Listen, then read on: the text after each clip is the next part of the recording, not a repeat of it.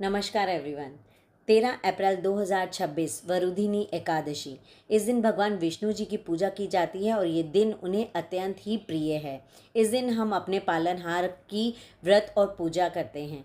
पूजा अर्चना से हमें सुख समृद्धि शांति वैभव की प्राप्ति होती है। हमारे पितृ दोष से हमें मुक्ति मिलती है।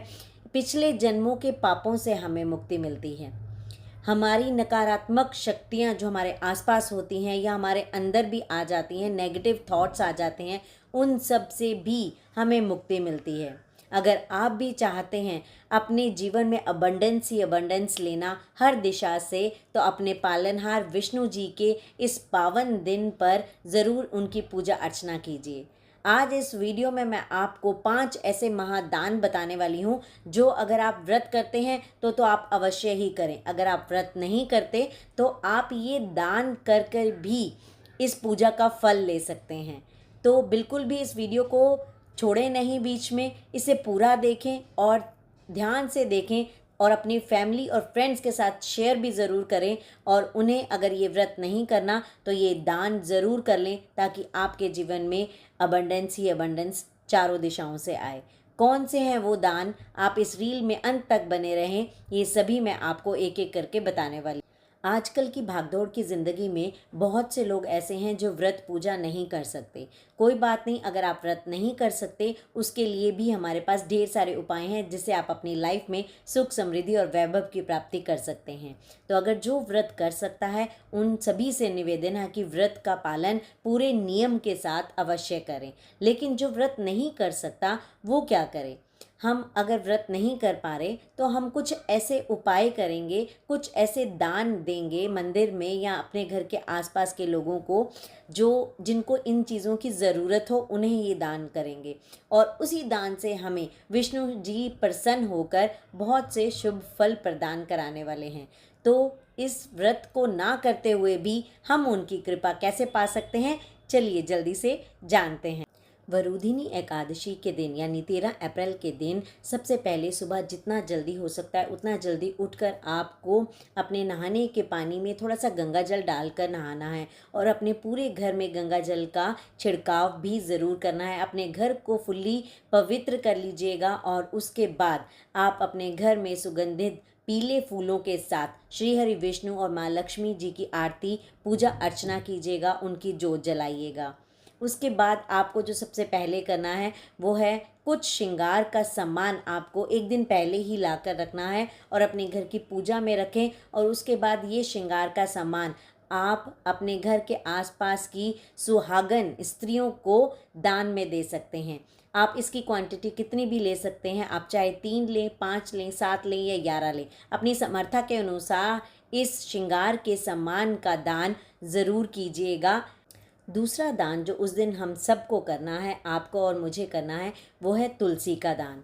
एक दिन पहले ही अपने घर में एक तुलसी का छोटा सा पौधा लेकर आइए और उसे पूरी रात अपने घर पर रखिए। सुबह उसकी पूजा अर्चना कीजिए, उसमें जल डालिए और उसके बाद अपने घर के आसपास के किसी भी मंदिर में आप इसको बड़ा ही मान सम्मान और इज्जत के साथ वहाँ पर स्थापित करके आइए ताकि लोग इस तुलसी की पूजा कर सकें और उसका शुभ फल आपको प्राप्त हो। तुलसी का दान करने के साथ साथ तीसरा दान जो हमें करना है वो ये है कि आपको मंदिर में जब तुलसी रखने के लिए जाएंगे तो आपको कुछ हल्दी की गांठें भी लेकर जानी है। ड्राई हल्दी की स्टिक्स आती हैं छोटी छोटी, वो आप अपनी समर्था के अनुसार लीजिए। चने की दाल लीजिए और पीली चुन्नी ज़रूर लीजिए। कुछ वस्त्र ले सकते हैं आप और भी पीला सामान, फल फ्रूट भी ले सकते हैं। ये सब पीली चीज़ों का दान आपको श्री हरि विष्णु और माँ लक्ष्मी जी के चरणों में कर आना है और उनसे अपने सुख समृद्धि वैभव की प्राप्ति के लिए प्रार्थना करनी है। अपनी विश मैनिफेस्टेशन के लिए प्रार्थना करनी है कि वो आपकी सभी विशेष को कंप्लीट करें, पूरा करें और आपको जीवन में तरक्की और खुशियाँ मिलें। चौथा दान जो हमें करना है वो है अन्न का। अन्न का दान महादान कहलाता है। तो इस दिन अपनी समर्था के अनुसार आप अन्न का दान कर सकते हैं। लेकिन मैं एक बात बता दूं, अगर अपनी समर्था के अनुसार आप 500 का कर सकते हैं तो कोशिश कीजिए कि उससे ज़्यादा आप 1000 का कर सकें, क्योंकि जितने गुना ज़्यादा आप दान करते हैं उससे 2 गुना ज़्यादा होकर ही आपको रिटर्न में मिलता है। तो अगर आप अपनी इच्छाओं की पूर्ति करना चाहते हैं, अपने जीवन में अबंडेंस और प्रॉस्पेरिटी लाना चाहते हैं, तो इस दान को खुले दिल से कीजिएगा और लोगों में जो आप चाहें वो बांट सकते हैं। अन्न का, गेहूं का दान कर सकते हैं आप दालों का दान कर सकते हैं, या और भी जो भी चीज़ें, फल फ्रूट का दान कर सकते हैं। किसी भी प्रकार का अन्न आप ले सकते हैं। जब किसी ज़रूरतमंद को आप ये दान देते हैं तो उनकी ब्लेसिंग्स भी आपको मिलती हैं और श्री हरि विष्णु की ब्लेसिंग्स भी आपको मिलती हैं। तो आपकी विश बहुत जल्दी मैनिफेस्ट होती है। पांचवें दान को भी महादान का दर्जा दिया गया है, क्योंकि जब अंधेरा होता है तो नेगेटिविटी ज़्यादा होती है। जब हम उस अंधेरे को रोशनी में बदल देते हैं तो वही नेगेटिविटी पॉजिटिविटी में चेंज हो जाती है। तो इस दिन दीप दान का महत्व बहुत ज़्यादा कहा गया है।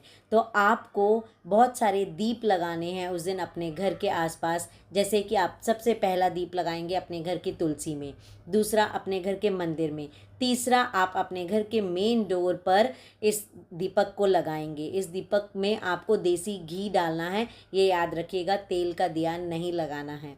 इसके बाद आप अपने ऑफिस में, दुकान पर, जहाँ पे भी आप पूजा करते हैं, आप वहाँ पे भी शाम के समय दिया ज़रूर लगाएंगे। और पांचवा दिया जो आपको लगाना है वो है मंदिर में।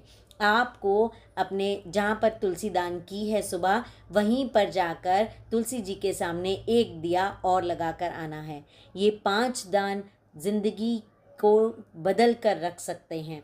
अगर आप श्रद्धा और विश्वास के साथ ये पांचों दान बिना व्रत के भी कर लेते हैं तो ऐसी कोई इच्छा नहीं है जो श्री हरि विष्णु आपकी पूरी ना करें। आप उन्हें श्रद्धा से पूजिए, उनका व्रत पूजन कीजिए, उनकी कथाएं पढ़िए और उसके बाद ये 5 दान ज़रूर कीजिए। आई होप ये वीडियो आपको पसंद आई हो।